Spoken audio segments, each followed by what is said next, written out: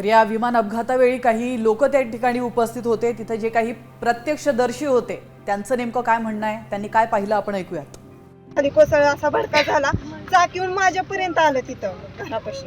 काही आम्ही घाबरलो, पोरं आम्ही पळत सुटलो, पण काहीच उपयोग नव्हता तोपर्यंत.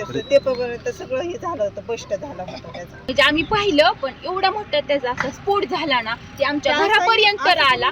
असं ते फिरलं आणि खालीच क्रॅक झालं, ते धावपट्टीवर गेलंच नाही. तसं असं जाग्यावर त्याचा स्फोट झाला. आम्ही एवढं घाबरलो, तरी पण म्हणजे ते आले वरून पोलीस ही, मग आम्ही गेलो. त्यांचा विमान अपघातात मृत्यू झाला.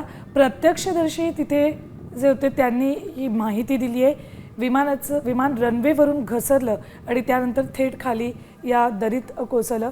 तिथे जे प्रत्यक्षदर्शी होते त्यांनी या विमानाला खाली पडल्यानंतर आग लागली, त्यात काही स्फोट झाले आणि त्यानंतर आपण तिथपर्यंत जाण्याचा प्रयत्न केल्याची माहिती